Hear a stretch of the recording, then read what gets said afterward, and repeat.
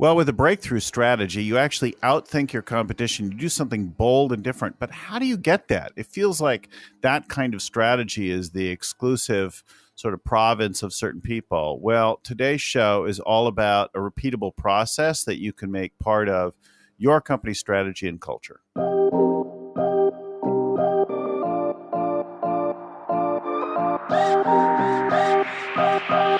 If you've been listening to our podcast or you've read the book Scaling Up, you might be interested in our workshop on the Scaling Up Growth Framework for your own business.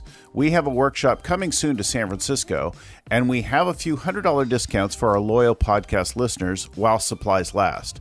Just go to scalingcoach.com/workshops and then enter the code SUP. That's SUP for Scaling Up Podcast when you register. We'll see you there. Hello and welcome again to the Scaling Up Business Podcast. I'm your host and scaling coach, Bill Gallagher. On the show with me today is Kaihan Krippendorff, and who's up in Connecticut. We're on two opposite coasts, and we're talking about the Plan D strategy. I mean, last one or two episodes we talked about disruptors. This time we're talking about another kind of plan, and how do we get beyond the obvious things and find the fourth option and so on. So I'll let Kaihan introduce it. Dr. Kaihan Krippendorff he is a super business strategy guru. He has written a number of books. Today we're focusing mostly on Outthink the Competition, but he's a blogger. He's been and worked with a whole range of companies: ABC, AIG, BNY Mellon, Citibank, Microsoft, Johnson & Johnson, like big range of companies. I've had the pleasure of spending some time going through his methodology and in workshops and classes and things like that. He's been around our world with Scaling Up. He's been a speaker at our summits. So welcome to the show, Kaihan. Thanks, Bill. Thanks for having me. Yeah, I'm super excited. It took us a long time to get connected, and I know it's going to be worth it. So talk to us a little bit. Take us back before we get into the core ideas of the book a little bit. Talk about your background in strategy. How did you get interested in this? Where did this start? What,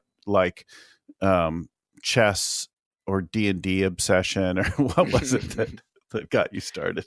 I'm glad you went back there. If I think about it, really, I think I got interested in strategy when I was a young kid in high school. Maybe before high school, my dad took a trip to Japan, and he came back with some Japanese books, like the Zen and the Art of Archery, for example. And that kind of led to a semi-fascination with Sun Tzu and the Art of War, and which led me to read all of the books in that genre, the Miyamoto Musashi Book of Five Rings, and the Romance of the Three Kingdoms. This whole body of language of work that is sometimes called the Art of the Advantage. And that actually was the title of my first book, which I published in 2004. I went on, I studied business at Wharton. I went into investment banking. I went back to business school at Columbia. And then I worked at McKinsey, the strategy consulting firm. And throughout the 7 years leading up to me leaving McKinsey, I had been working on a book that I said, is called The Art of the Advantage. And really it takes this ancient Chinese text that not many people are aware of, called the 36 Stratagems, and it applies it to, say, strategy design. How can you use these 36 tools to come up with disruptive ideas? And the evolution of the methodology, which then I kind of codified, if you will, in my fourth book, Outthink the Competition, really came about from applying these patterns as part of a strategy design process for companies. A lot of them certainly followers of your work and your blog. A lot of them through Vern Harnish.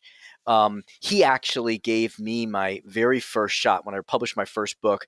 I had never given a speech before, and he took a risk, and I think it was a pretty high stakes risk. And he put me in front of a room of about 60 CEOs, and I was super nervous, but I prepared and delivered a good enough say performance that he has trusted me to come back in and into his conferences and with his Gazelle coaching body and clients. And over the subsequent years, I just sort of refined this methodology through trial and error, seeing what works, what doesn't work. And really, it all comes down to, as you alluded to, this being a disruptor. How can a group of people come together and create a strategy that will disrupt rather than be disrupted? And there are a whole bunch of kind of language and psychological habits in how people design strategies that lead us away from the really interesting, disruptive, innovative fourth option, as I call it. And really, the methodology is meant to address those. And I think I put it in a fairly elegant framework that is hopefully easy to remember and to apply. And that's what we call the Outthinker process or the ideas process. So it's hard to pinpoint the exact origin of my fascination with strategy. There's a lot I do not know much about, but strategy is something that I have been fascinated with and turning back to for 20 years or so. Mm-hmm, mm-hmm. Well, so before we lay out the process a little bit, why don't you tell some stories to bring it to life? Maybe talk about the Miami logistics company, or I don't know, something like that. Yeah, there's this logistics company that I work with early days. So 2004, I leave McKinsey. I published my first book, and I am just trying to build a business around my book. I don't know if I'm going to write another one. And so I go to companies that I'd like to say that I've worked for, and I would say, let me just come in and give you a free talk or a free workshop. I learned tons during that period. One of the clients that I work with is a large logistics company. I won't mention the name, but you've certainly seen their trucks driving down your road. They kind of operate big fleets of trucks. And we were going through a strategy exercise, and they came up with an idea that maybe they could use all of their capabilities around logistics and their relationships and their capabilities and knowledge to operate a seaport. And they got excited about this idea and started laying out how would it work and how would they charge and how would they build this as a side business and how big could it be, et cetera. But then at the end of the conversation, the boss said, "Well, that's not going to work because the concerns of security are so high that the government would never allow the operation of a seaport to be outsourced to a private company." And so they just killed off this idea. And I don't know if it was a good idea or not, but they didn't even explore it because of this belief. A year later, the port that they were looking at operating, the port in Miami, was outsourced to a Middle Eastern private company. Mm-hmm. And so that just disproved the belief that killed off this idea. And so I was noticing this happening often, that there are great ideas popping up and they were not being pursued for reasons that had nothing to do with fact or strategy or market analysis. They just, in the conversation, someone said something like, well, that won't work. And they laid out a logical reason. They just killed it off. Yeah, here's the thing I think is really interesting, because I think a lot of our listeners are founders and part of founding teams. And many times the ultimate founder of a business was in a company and had an idea for something and got shot down like that. And they were like, F you guys, I'm out of here. I'm going to go do something else. I'm going to go figure this out on my own. I think this is a good idea. And so that's one classic sort of founder story. Somebody had some idea and then they got shot down.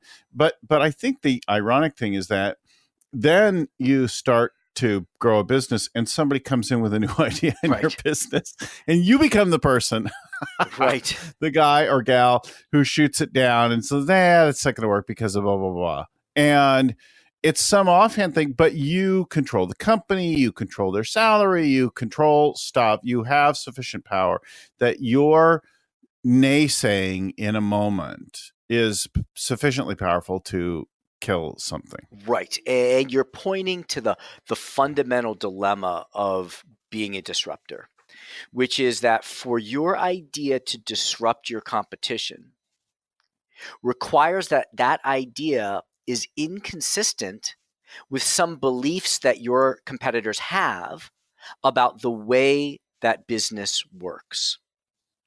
And Yeah. you are essentially challenging your competition to say, if you want to adopt my idea or react to my idea or compete with me and my idea, you have to rethink some belief that you hold. And people will almost always choose to hold on to their beliefs. And the problem emerges when you, having been in your industry long enough, you've started developing these rules, this belief structure of what will work, what won't work. And that is the same belief structure as your competition. So in order to disrupt really requires you to step out of that belief structure. That's why I call these people outthinkers, to think Mm-hmm. outside of the current belief structure, to consider a possibility and then potentially pursue that possibility. Mm-hmm. Yeah. How could we make it? Wouldn't that be interesting if we could? And Right. what would that look like? What would that take? Right. Exactly. So I'll give you an example of another Yeah. group that I got to work with, a publisher at Macmillan, and Mm-hmm. they started recognizing, one woman there started recognizing that the current publishing model looked like it was broken because increasingly authors would try to get a book deal. They couldn't get a book deal, then they'd self-publish. And if they were Mm-hmm. successful, then Macmillan and other publishers would go to them and say, congratulations, we'd like to publish your next book. And it used to be that an author would say, oh, great, I couldn't get published before, but now I can get published by a legitimate publisher. And Mm-hmm. increasingly, those authors were choosing to decline book deals. And so something was changing, right? You can put a PDF on Amazon. If you've got a few 100,000 Facebook friends, enough of them will buy it that you can make $100,000, $200,000 off selling your book. But if you go through a publisher, they're going to take 80% of the revenue. So we applied several of the narrative, these 36 narratives. The one that really took hold was coordinate the uncoordinated. And I think that represents a big strategic shift in how successful companies, the Amazons, the Alibabas, the Googles that are thriving in our fast-paced exponential world, they view power as not coming from control, but rather from coordination. And so we generated some ideas around how could we coordinate future self-published authors. And because we did that within a context of we're going to explore ideas that may not make sense given what we know now, but we're looking for something different, they developed that idea. And over the course of a few months, they developed it into a platform they call Swoon Reads, in which self-published authors can submit manuscripts. The community starts interacting with them, giving feedback on their manuscripts. Then they rate the manuscripts according to heat, tears, laughs, and thrills. And then they turned on this competition, kind of a Dancing with the Stars competition. The top 10 become the top 5, become top 3. Macmillan picks the winner, and the winner gets, of course, a publishing contract. Now, you could say that that's simply a crowdsourced platform for self-published authors, but if you think about the strategic value of that, what they have done is they've turned what could have been a fatal threat to their business model, and they've turned it into a competitive advantage. Mm-hmm. Mm-hmm. Right? Well, you could say it's a crowdsourced thing, and what's wrong with that? I mean, it's certainly different than Yeah. the traditional publishing world, right? Right. Yes. Right. Exactly. But understanding the strategic value behind it sometimes. So I think that some innovations kind of look like people are using the word crowdsource. Let's see how we could apply that here. But Right. the way they got at it was from understanding what the strategic threat was, what their strategic goals were, deconstructing what was the mechanism that was making it a threat, and then reconstructing a business that turned the threat into an advantage. Yeah. And one that they controlled Yes. and had hands in and that kind of thing. And that coordination, I mean, we see that. Isn't that the same thing that you're talking about with like an Airbnb or an Yes. Uber or that kind of thing? Yes, Yeah. yes, yep, right. So Airbnb, Uber, those are examples of platforms coordination. Blockchain, I think, is an example of coordinating the coordinators because you have different nodes that are coordinating. And so you can call that many different things, community building, tribes, right? But I think when we name it something, then it starts limiting our thinking. But when we keep it open Yeah. as like a concept, coordinating the uncoordinated, it invites people to think more expansively, right? Talk about the window company. Yeah. So there's a window company, and the point here, I think, is really that we want to look for opportunities to accelerate the growth of our business by not only looking at the core product. One of the tools in our methodology, we call it the 8 Ps. So Mm-hmm. you've got products, you can innovate in product. Mm-hmm. You've got Mm-hmm. pricing, so you can innovate in pricing, Mm-hmm. promotion, marketing, and sales, placement, how you distribute. You've got positioning, which is your branding. You've got your processes, which are your operations. You've got the physical experience, which is kind of the customer journey, customer experience.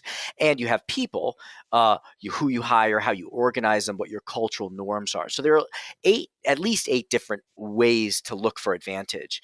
And so this window installation company, a window manufacturer, they would sell windows to kind of mom and pop local window installers. And the strategic dynamic that was hindering their growth was that if you are a local window installation company, you don't want to sell a large portion of your windows for one provider because then you lose your bargaining power and that provider can start raising prices on you. So you want to not sell more than, I don't know what the exact number is, but 10% of your revenue from this one provider.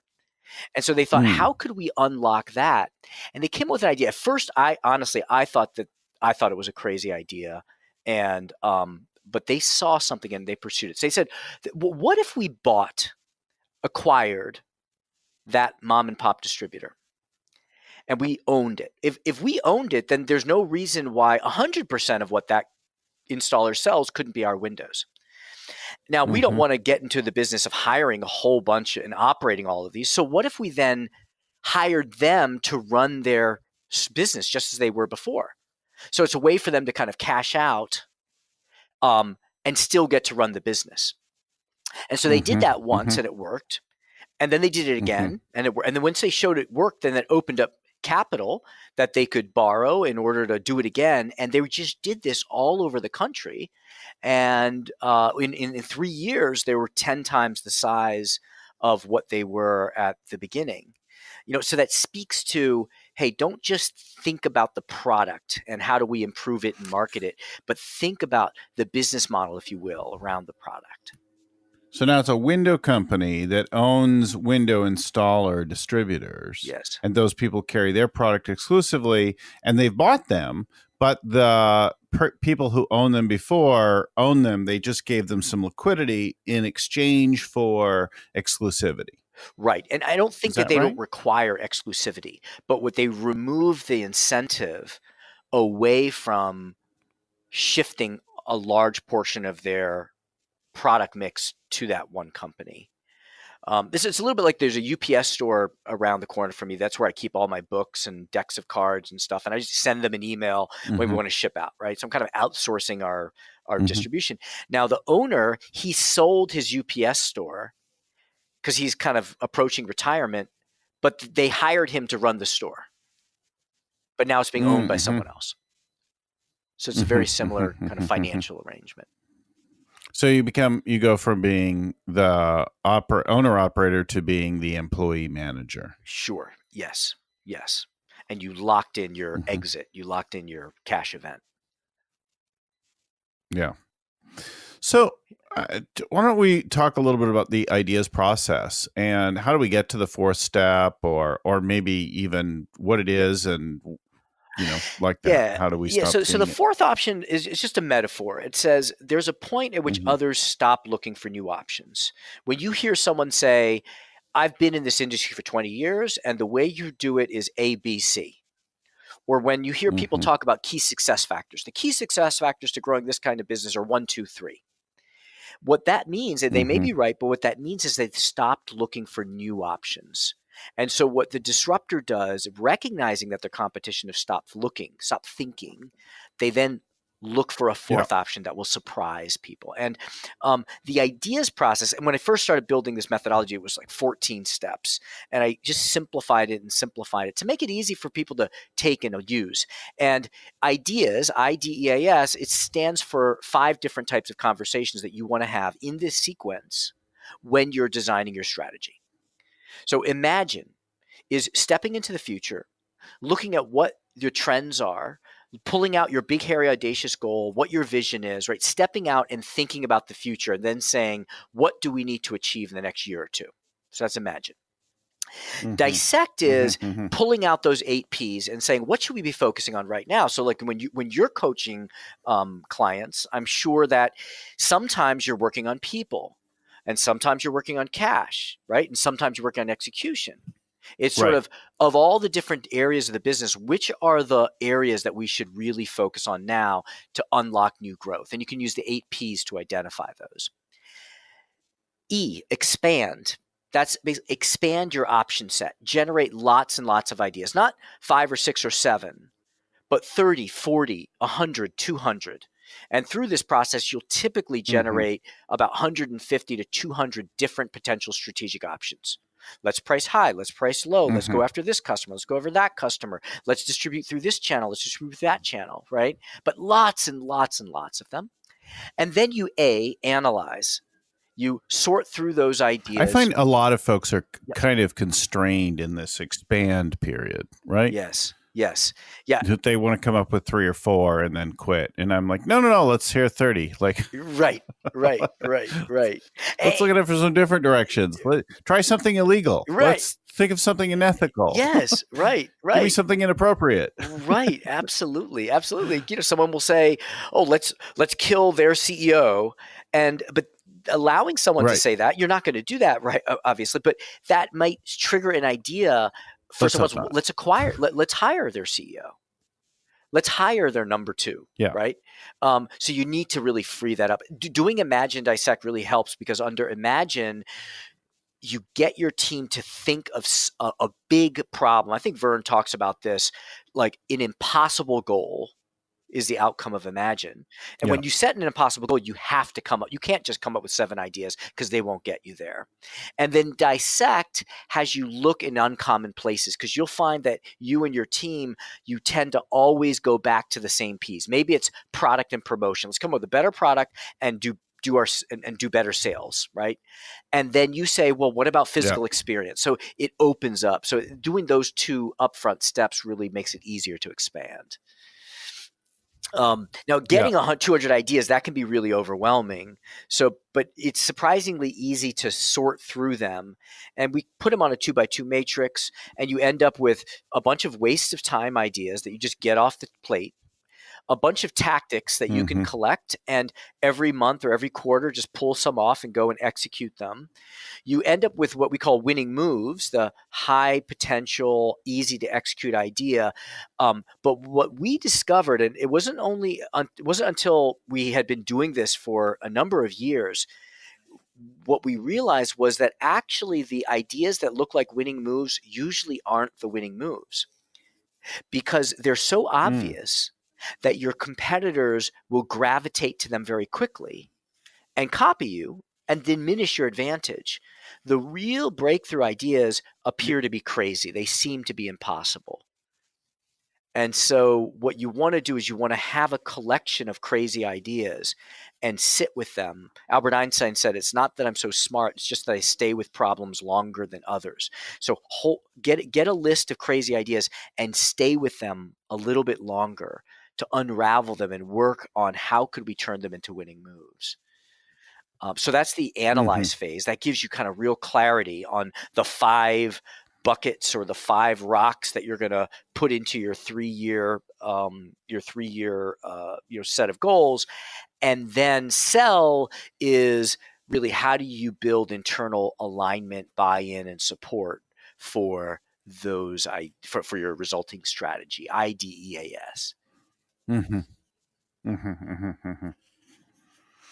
Uh, so we've got the 8 Ps, just different ways of looking at it. We've got the ideas process to blow it out and then bring it in and then sell it, right? Yep. And then these are all you can get this stuff at. We'll give you the link to your website so you can get some. You've got forms. Yeah, and stuff there, I've got a workbook, and in Outthinker the competition, this is all laid out in that way. Yeah. Think of ideas as the Right. overarching. That's all you have to remember is I want ideas. Imagine, dissect, expand, analyze, sell. D is the 8 Ps. That's a tool to do D. And then the 36 narratives or the 36 stratagems are the ways to do expand. And they are really helpful strategic patterns to provoke innovative strategic ideation. Coordinate the uncoordinated was What's the one key example. to getting the I right? So I think that it starts, and sometimes us entrepreneurs, we resist this first step. Right? Under imagine. It starts with what I call the mess.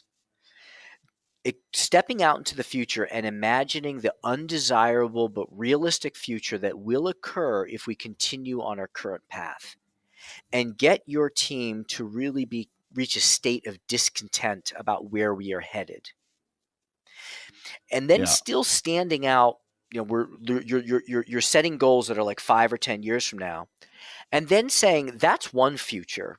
What is the other future that we do want? That's the future we don't want. What is our long-term ideal vision or state of the business? We want to be number one. We want to be the best place to work. We want customers to just spontaneously come back to us. We want to have this much in revenue. We want to be the most profitable in our marketplace, that kind of thing.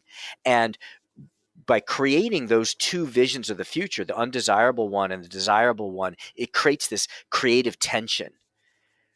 I have to move away from one and I have to move towards another. Right. Mm-hmm. Mm-hmm.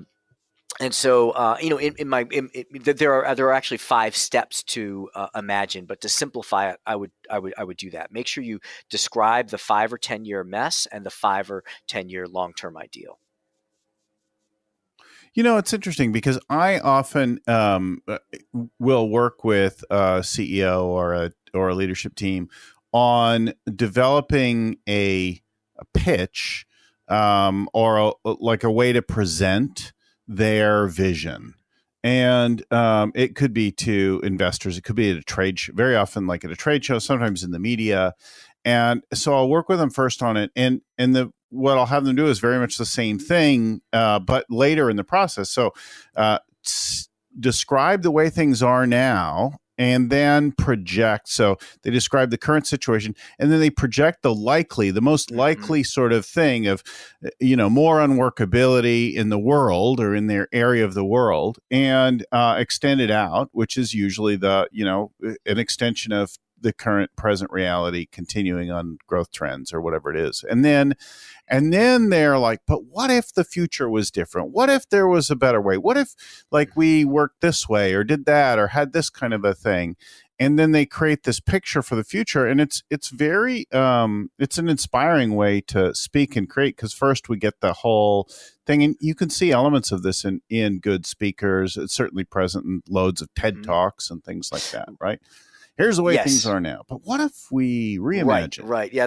A good anatomy of a great speech is, this is the mess. This is the ideal. This is the mess. This is the ideal. And you create this tension between those two different states. And then you go to work on, how could we get there? What could we do? Exactly.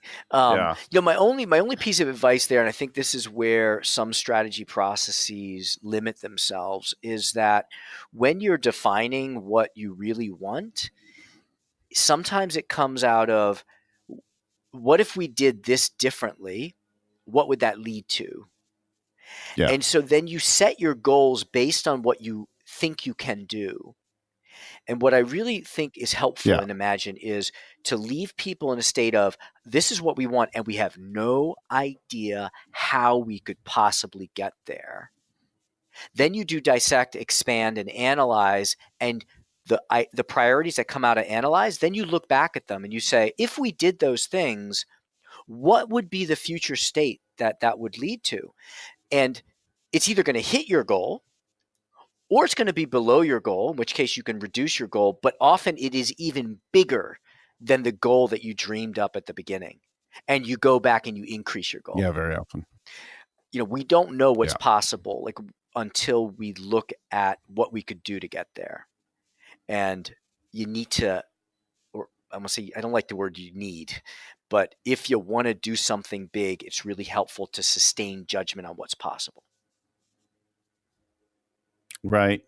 Well, I think, and that's what's great about, if we see today, if there are any listeners who are fans of the original Star Trek episode, Star Trek show, right? As I, baby of 64, am passionate fan of this utopian thing, and they create the show and so on, and they're like, they don't have really the budget to create and shoot all these scenes with like a landing craft, like a shuttlecraft that they later did. But in the beginning, they're just like, well, we just need to quickly get down on the surface of the planet. So they imagine this beaming thing, and now people are thinking about like, well, what if we could create something like that, and what would that be like, and what principle of physics would apply it? And then in a more practical or basic level, they had this little communication device that they just sort of flicked, and you could just talk to anyone anywhere. And that seemed amazing. And then years later, Motorola comes out with their StarTAC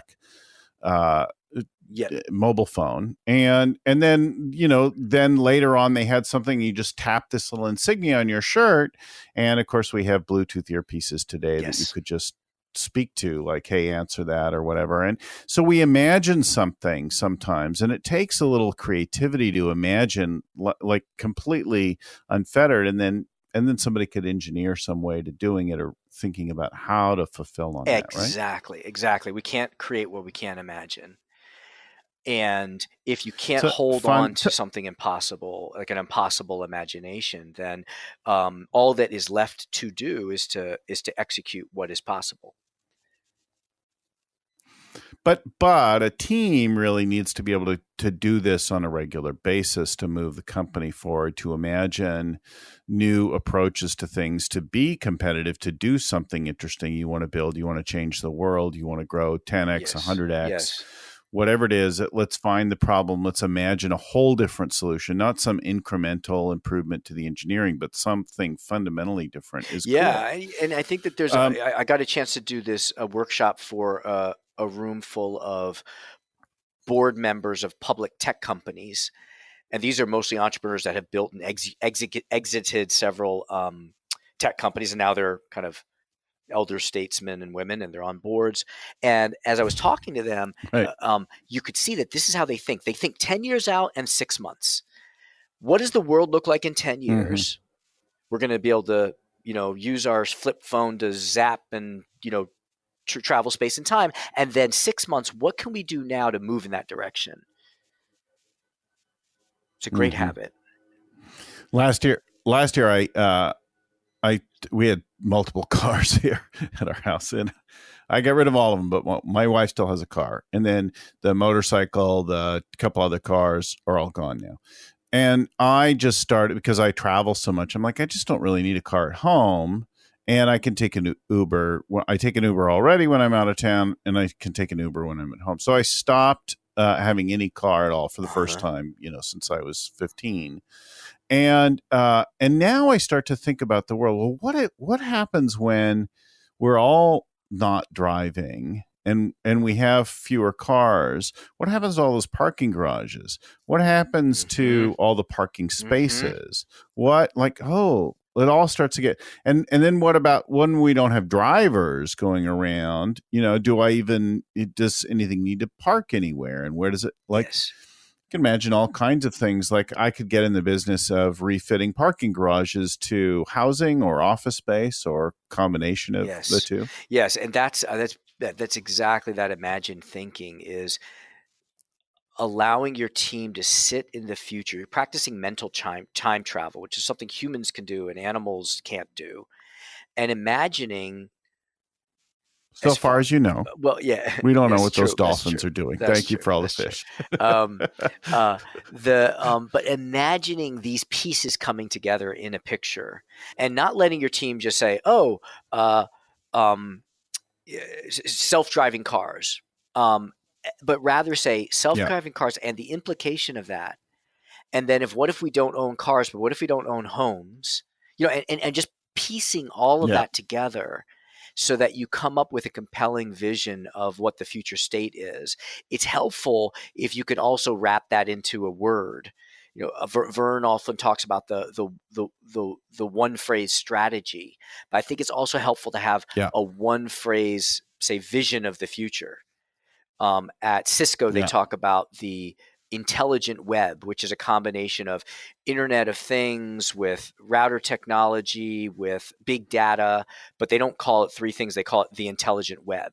So a good tool to get your team to continually step out into the future is to name that future and say, remember, that's the future. Or at MasterCard, they talk about a world beyond cash. That's the future. And there are lots of implications of that. But if you can have Yeah. a trigger word that just zooms people out, it's very helpful. My son's got a team right now working on making blockchain efficient, the underlying technology. And everybody's been focused on how do we get seas of processors, these very specific machines doing the computations required, but it's all grossly inefficient, time consuming. He's like, let's just imagine a whole different way. What's the fundamental problem? What's the benefit we're trying to accomplish? Let's re-engineer the thing. And he's got a cool team attracting international investment now as a result. It's so cool. That just is awesome. Love that thing. And sometimes if you think about it, no matter where you are in your career, right? There are moments of great careers and great companies that began with that beginner's mind of like, if we'd known better, we might never have done this, but we didn't. So we just did it. And look what happened. Yeah. When you interview an entrepreneur, I often hear that is, why are we so successful? Oh, because we didn't know anything about the industry. Right. Right. So Which goes back to our fourth option. You don't know right? what won't work. Yeah. Yeah. This is the beginning of working with a company where we challenge your assumptions. And when you start telling me or one of the other coaches, oh, well, you can't do that. Well, you don't understand our industry. I'm like, exactly. Yes. So I want to help you break that up and break through to something else. Talk with our remaining time. Talk about getting it out of the one person in the top team into all of the employees, getting full employee driven motivation, and leadership teams activating the broader group of people for this kind of thinking. Yeah. And I'm glad you asked, because that's really where I'm going next. So my first insight was that we can get people to think differently. My second insight in my last book was we can do that in groups through the ideas process. But my third thing was that what I came to realize is that these ideas, when they're not generated by the CEO, often get hit by the bureaucracy. And it comes in part from, and I love entrepreneurs. I'm an entrepreneur. Most of the clients I work with are entrepreneurs. But we have this idea that it is the entrepreneur that innovates and that employees don't innovate. But actually, and I won't go into it in detail here, but my research shows that 70% of the most transformative innovations of the last 3 decades have come from employees, not from entrepreneurs. The cell phone, internet, email, MRIs, DNA sequencing. We would live in a radically different world. And so the challenge for you as an employee is, how do you bring this type of thinking into your bureaucracy? And for you as the leader is, how do you activate your employees to act and think innovatively? Because that is what is going to determine your future growth. It's not, it wasn't selling books that makes Amazon what it is today, right? It's some guy named Andy Jassy who pushed Amazon into cloud services to launch Amazon Web Services. And that is what most of Amazon's valuation comes from. Apple, it's not from Steve Jobs' central brilliance and its computer. It comes from the fact that he created a context in which people were allowed to dream and pursue big ideas. And so what my research shows is that there are really like four drivers. It's you as the leader.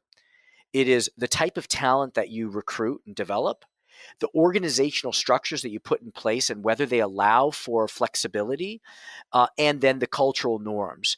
Do your cultural norms encourage proactivity, awareness of the customer, risk-taking, those kinds of things? And you got to kind of fine-tune those four drivers in order to be able to really unlock internal innovation. Yeah. So much to think about and get started. But I think we've given folks a beginning of something. If you want to read the book, of course, it's Outthink the Competition. And if you want to get the forms and follow and more on Kaihan, Outthinker.com. We'll put the link right in the show notes there, but Outthinker.com is the place to go. Yes. I'm so... Thanks for coming on the show and giving us a taste of this and the framework so that people can get started getting a little more innovative.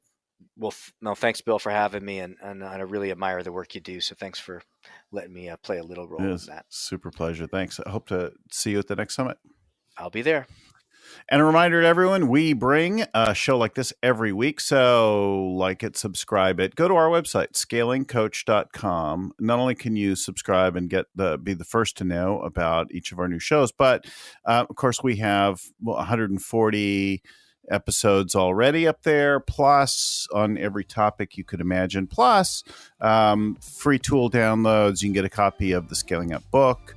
And the free tools that go along with it. You can register for one of our workshops. You can find out about the summit. And so anyway, tons of free and groovy self-help stuff right there at scalingcoach.com. Thanks again, Kaihan. We'll see you soon. Thank you. Don't forget to register now for our next workshop on scaling up. To get one of our limited $100 discounts for our podcast listeners while supplies last, just go to scalingcoach.com/workshops and then enter the code SUP. That's SUP for Scaling Up Podcast. When you register, we'll see you there. Well, help us spread the love and the value of the show. If you dug the show, please like it, share it, subscribe, do all the things that help us promote it. We could use it to grow our following. I want to give special thanks to our original growth guru, Vern Harnish. This show is produced by Crystal Carson. Audio production is done by Podfly, with audio editing by Albert Burge, show notes by Ian Codina, and proofreading by Tim McGowan. If you got some value out of our show today, please share it, pass it along. You can even let us know the parts that you loved or the parts that you didn't. Info@scalingcoach.com. Info@scalingcoach.com. Thanks again for listening. Keep scaling up.